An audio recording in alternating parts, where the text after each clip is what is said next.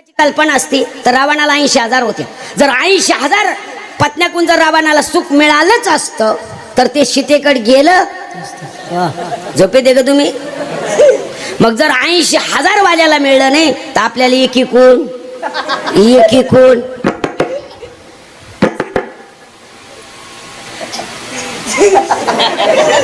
लय मोठे पोरं म्हणजे सुखाची कल्पना आहे का? जर लय मोठे पोरं सुखाची कल्पना असती तर भूत लागले नारदा 60 पोरे झाली त्याला. नाथ महाराज म्हणतात त्या रावणाचं जाऊ द्या पण 60 पोरं कोणला झाली? नारदाला. पोरं सांभाळणं सोपं आहे? अशी जर पोरं लहान सांभाळणं सोपं नाही महाराज. कीर्तनात जर एखाद्या पोरला आम्ही म्हणलो गप ते काय करतात त्याचं?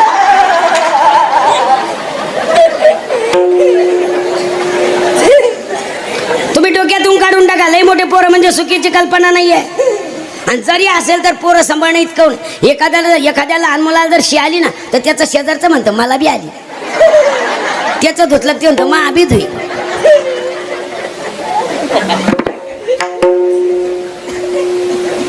लय मोठे मुलं म्हणजे सुखाची कल्पना नाही. लय मोठी पत्नी म्हणजे सुखाची कल्पना नाही. लय मोठ्या बहिणी म्हणजे सुखाच्या कल्पना नाही. महाराज पुढे जाऊन सांगायचं तर रावणालाही 2 बहिणी त्याच्यापैकी एकेकाचं वर्णन आपल्याला करावं लागेल.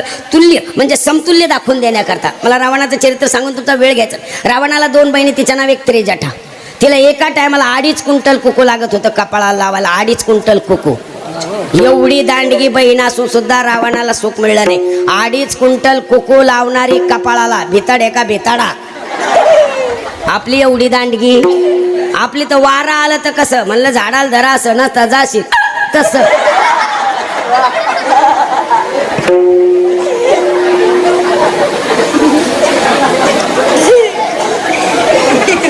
लय मोठ्या बहिणी म्हणजे सुखाची कल्पना नाही. लय मोठे भाऊ म्हणजे सुखाची कल्पना नाही. सज्जन माय बाप.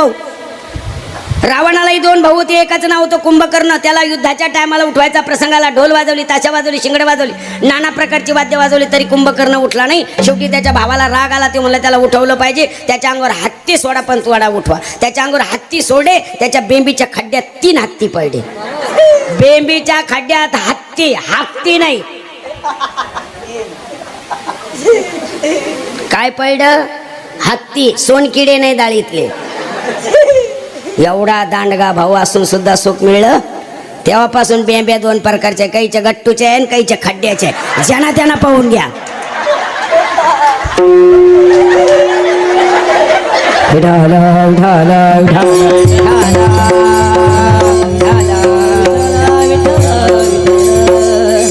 लय मोठे भाऊ म्हणजे सुखाची कल्पना नाही. लय मोठी संपत्ती म्हणजे सुखाची कल्पना आहे का? शुद्ध काय नाहीये. एवढं सोनं आहे. 33 कोटी देवबंदी शाळेत आहे. लंका पाण्याच्या मध्ये आहे. सर्व कुटुंब सोन्याच्या घरात राहायलाय तरी सुख मिळलं. लंका सोन्याची आहे.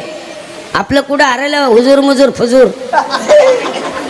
10 ग्रॅमची जर अंगठी असली चांगली जर मोठी पंगत असली तर वाढायला भांडे घेणार नाही. उलट पुढं होईल. इथं वाडा इथं वाडा इथं वाडा. रात्री अंधारात कुठं धरलं तर हळूच काढा. कुठं हरलं आमचं सुख. 2-3 ग्रॅम नाकात कानात राहत नाहीत लगेच. याच्या प्याला सोन्याच्या घरात राहणाऱ्याला नाही मिळलंय. आणलं तरी कुठं खरं आहे. इकून घेऊन जायचं तिकून करून आणायचं म्हणजे माझ्या भावाने केलं. भावाला वाडे घ्यायला पैसे नव्हते. चोट्टी जी असल ती महाराज आळंदीकर. आपण काय शेफ फुकट थोडे देतो. माझी असेल तर ती बी. कुठं हरलं आमचं सुख. स्वेदा म्हणजे सुख नाहीये. म्हणून महाराजाला म्हणावं लागलं. म्हणता सर्व सुखाची आशा जन्म गेला. क्षण एक मुक्ती यत्न नाही केला. हिंडता दिशा माया वेष्टीला जीव माझा. माझे स्वयीत नेणती काहीच न करते. झोपीत राहू नका. मलाही वाटत होतं मी महाराज झालो म्हणजे सुख मिळेल. आता मला कळतं रात्री बेरात्री जाताना कसं सुख मिळेल. कारण मृत्यूलोकी सुखाची कहाणी ऐकले जे कवनाची श्रवणी. कैशी सुकर निद्रा अंथरुणी इंगळाची. प्रपंची सुख जोडे तरी का सीमिती गिरीकडे. राज्य टाकून गेले थोडे ते का वेडे म्हणावे. एवढ्या मोठ्या स्वेदा राजा रावणाकडे तरी सुख मिळलं नाही. आपण कुठं हरवलो? तुकोबारायला म्हणावं लागलं की बाबा रे, एवढं मोठं रावणाकडे असून सुद्धा सांगा ते कवडी तुका म्हणे ज्याची संपदा सांगा ते कवडी. बरोबर नाही, आताही आलं नाही, सुखही मिळू शकलं.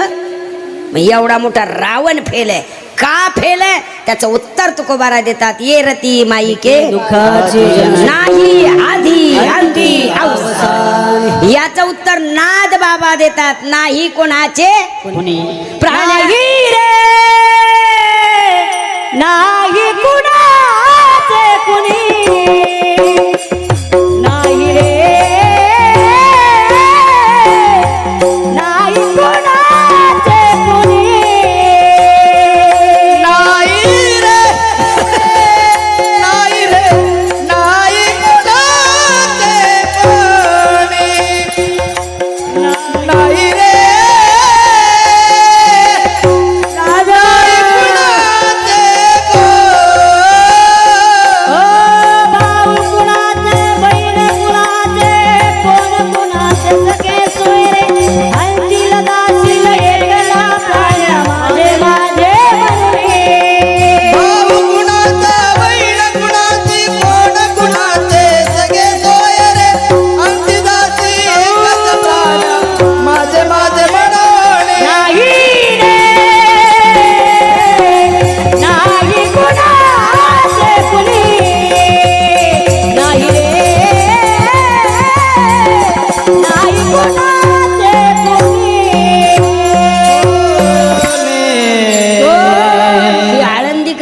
महाराज फार गुणवान असतात. चालच अशी लावली ना,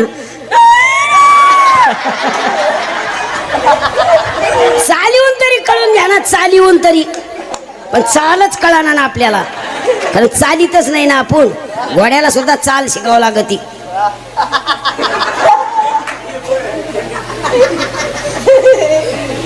काय चाललंय आपलं? तो त्याच्या पुढं, तो त्याच्या पुढं. बाप बाप बाप बाप बाप. अरे एक प्लेट जर हरले तर 8 दिवस शादी. एक भांड जर हरलं ना तर 8 दिवस शादी. कोणी नेलं, कमून नेलं, कशी नेलं, काय घालून नेलं, ते बी केसवर घेतलेलं राहतं.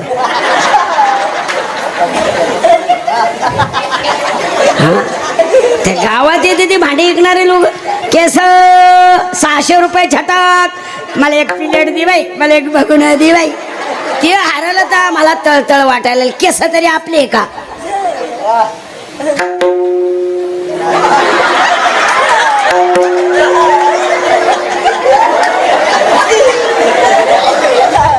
लाज नाही मला भेटायला आली तुला. कुठे हरले आमचे विचार? भाऊ भावाला मानायला तयार नाही, बहिणी बहिणीला मानायला तयार नाही.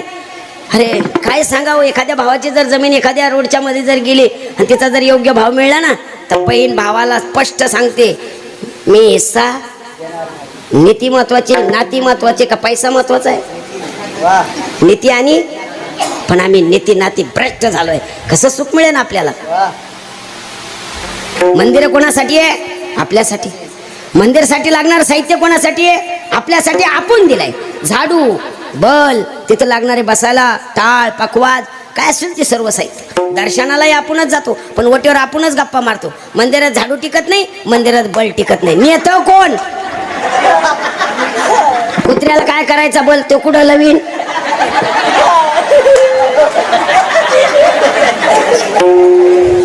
मंदिर कळायला तयार नाही आम्हाला. पानपोळ्या कोणासाठी आहे? आमच्यासाठी. पाणी पिण्यासाठी गिलास कोणासाठी आहे? त्या गिलासाला साखळ्या कोणासाठी आहे? कुठे चालले आमचे विचार? किती खाली आलोय आम्ही, हेच कळायला तयार नाही तुम्ही आम्हाला.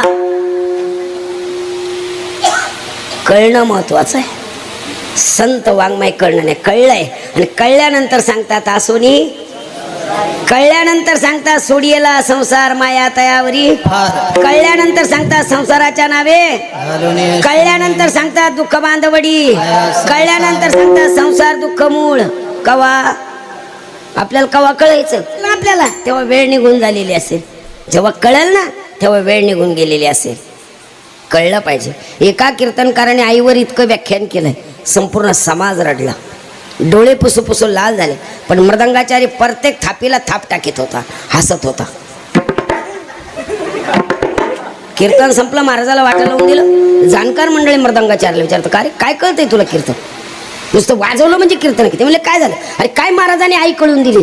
आज आम्हाला आई कळली हो महाराजामुळं. तुला काय कळलं कीर्तन? ते म्हणजे मला महाराज कळला. कस काय? मी त्याच्या शेजारी राहायला आहे.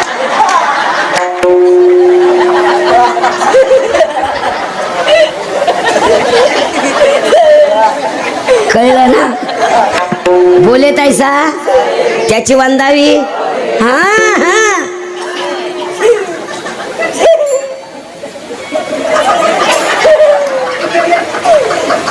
आणजी बोलत ती पुंचेला म्हणे कांदे बांधू का झिंजीला. कुठं आले आमचे सगळे विचार. अरे कळलं. आणि कळल्यानंतर साधकाने हात जोडले, तो बा आता मला कळलंय हो, कळलं पाहिजे. एक म्हातारी डॉक्टरकडे गेली. डॉक्टर म्हणे आजी तुमचं काय दुखतं? तिने माझं तसं काही दुखत नाही म्हणे, पण चालायला लागले की माझे गुडघे दुखतात आणि उभा राहिल्यानंतर माझ्या टाचा दुखतात. मग वजन काठीवर उभा राहा. म्हातारी वजन काठीवर उभा केली, वजन मोपलं, भिंतीला चिटकवली, भिंतीला उभा केली, मोजलं. आजी बसा. आजी तुमचे चालायला लागले गुडघे दुखतात? हो.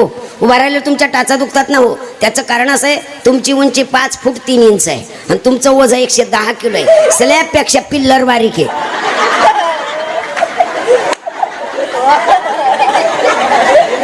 स्लॅब आहे 10 इंच आणि पिल्लर आहे 2.5 इंच. वजा झापील कसं? त्याच्यामुळे टाचान गुडघे दुखणार. जेवढी पेशंट होती तेवढी हसली. डॉक्टर हसला. म्हातारी विरमली. म्हातारी सांगितलं डॉक्टर साहेब हसू नका, ज्याचं दुखतंय त्यालाच कळतं, याच्यावर काही इलाज नाही का? डॉक्टर म्हणले औषधही घ्यावं लागेल आणि पथ्यही पाळावं लागेल. ते म्हणले मी औषधं घेईल पथ्यही पाळेल, पण औषध किती महिने? ते म्हणले 3 महिने. एका महिन्याचा खर्च किती? ते म्हणले 8-10 हजार रुपये येईल. ते म्हणले म्हाताऱ्या माणसाला कोण पैसे देतंय आणि खरंच म्हाताऱ्याला कोण देतंय? मी पथ्य 100% पाळेन, तुमची शपथ. डॉक्टर म्हणे आजी तुम्ही माझी शपथ खाल्ली ना, 100% पथ्य पाळणार? हो. पण पथ्य काय डॉक्टर साहेब? ते म्हणले काहीच पथ्य नाही. तुम्ही दिवसात किती टाइम जेवतात? ती म्हणे 2 टाइम. मग एका टायमाला किती भाकरी खातात? ती म्हणे 3. तुम्ही दिवसात 2 टाइम जेवतात? हो. एका टायमाला 3 भाकरी खातात ना? मग पथ्य ऐका, तुम्ही 2 टाइम जेवत जा, पण एका टायमाला एकच भाकर खात जा. ती म्हणजे जेवायच्या आधी खाऊ का जेवल्यावर खाऊ?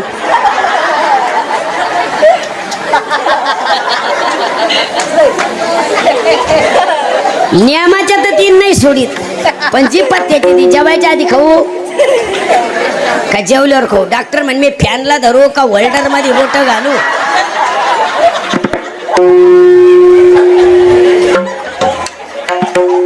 वाजत असे बोकोबा. खरंच कळलं, आम्हाला सुख मिळालंच पाहिजे, आम्हाला सुविधा नको आहे, सुख कराय. म्हणले मग जर तुला शाश्वत सुख मिळत असेल, सकल दुःखाची निवृत्ती आणि ब्रह्मानंदाची प्राप्ती करून घ्यायची असेल तर ठिकाण सांगतो. सकल दुःखाची निवृत्ती आणि ब्रह्मानंदाची प्राप्ती हा वेदांतातला सिद्धांत आहे. सुख मिळावं पण दुःख गेल्यानंतर दुःख मिळू नये. सुख मिळाल्या म्हणून सुखही मिळालं पाहिजे आणि दुःखही संपलं पाहिजे. ती म्हणले मिळून देणारे फक्त एकच व्यक्ती आहे, त्याचं नाव संत आहे. बघ का हो, जे तुम्ही संत ही शब्द वापरले, ते सुख मिळण्याकरता काय करावं लागेल? महाराज म्हणता मी केलंय, दिले मी. तू प्राप्त करायचे असेल तर काय धरावं लागेल त्याचे? का कान धरले की आपण लहानपणी चाऊ मेऊ पितळाचं पाणी पिऊ बुडबुड बुडबुड बुडबुड. कान धरून फायदा होणार नाहीये, पाय धरावे लागेल. म्हणून तनु म्हणू जीवे चरणाशी लागावे, नागरवता करावे. पाय का त्यांचे पाय धरायचे? सर्व सुखे आजी संताची देखली.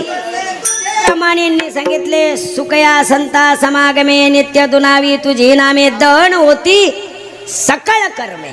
अरे कर्म जाळण्याची ताकद त्यांच्या पायाजवळ आहे. केवढे पाय चांगले, पाय पाय आपले पाय पाय आपले पाय बाबांचा कापूस येतील तुकारामात सांगा वर पडीन. मी तरी काय बाय एवढ्या एवढ्याच वर पडे मग आणतील सगळ्या सोटी.